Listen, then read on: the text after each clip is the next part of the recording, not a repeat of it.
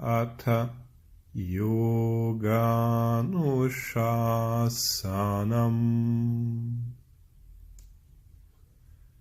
Os primeiros pontos a serem tratados dentro do yoga são o que nós queremos e, em segundo lugar, uma outra pergunta que deve surgir é se o que queremos vai ser de fato benéfico para nós e para os outros.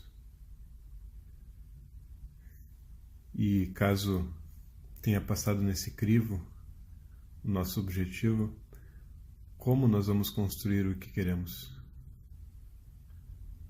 Depois dessa reflexão, que está conectada ao nosso propósito, nós passamos a contemplar o caminho, o meio, o método. Com relação ao método, nós precisamos seguir uma reflexão sobre 2 pontos. O primeiro é quais os esforços que nós precisamos fazer para construir o que desejamos.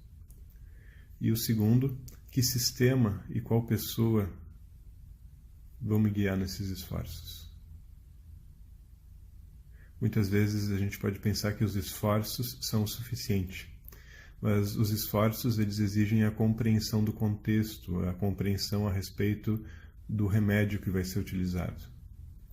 O esforço é o remédio, ou a gente poderia dizer, na melhor das hipóteses, a profilaxia, ou seja, aquilo que reduz o sofrimento já existente ou aquilo que retira a raiz do sofrimento futuro. Isso está dentro do Sutra 16 do capítulo 2, Heyam Dukham Anagatam. É por isso que a gente procura um fisioterapeuta quando a gente tem um problema numa articulação, por exemplo, uma nutricionista quando nós queremos uma ajuda na organização alimentar. Nós temos o problema, mas nós não temos o conhecimento necessário para definir o caminho de cura. A aplicação do caminho de cura exige muito estudo, muita sensibilidade, muita escuta.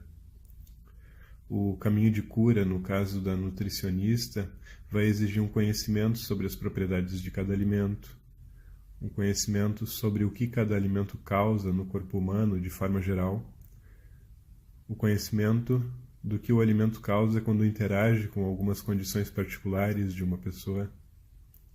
E, além de tudo isso, exige a sensibilidade para apreciar as capacidades e dificuldades do paciente, né, para que a prescrição possa ser adaptada de forma a ser seguida no cotidiano do paciente sem gerar outras perturbações.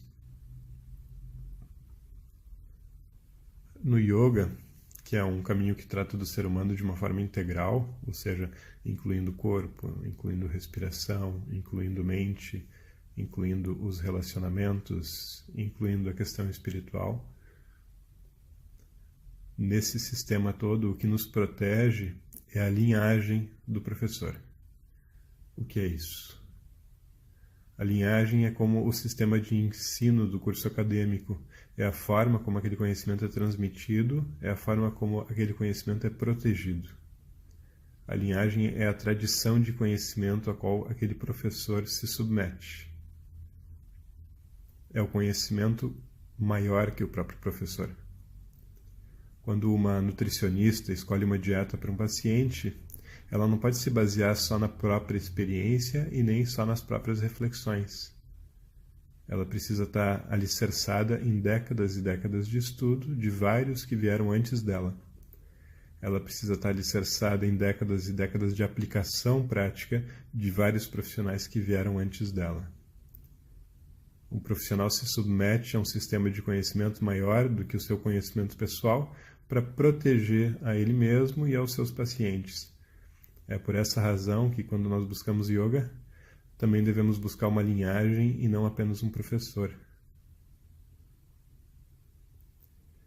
O professor, então, submetido a esse conhecimento maior que ele, vai nos auxiliar na reflexão e na definição dos propósitos adequados, e também na reflexão e na definição do método. Os propósitos e os métodos, quando eles são escolhidos sem a reflexão necessária, eles facilmente vão seguir apenas as nossas tendências, tendências de culpa, tendências de pressa, vão seguir nossos enganos sobre o que é de fato uma construção de saúde. A própria definição de como o caminho deve seguir já exige, muitas vezes, uma reedução para que danos não sejam gerados para nós e para os outros.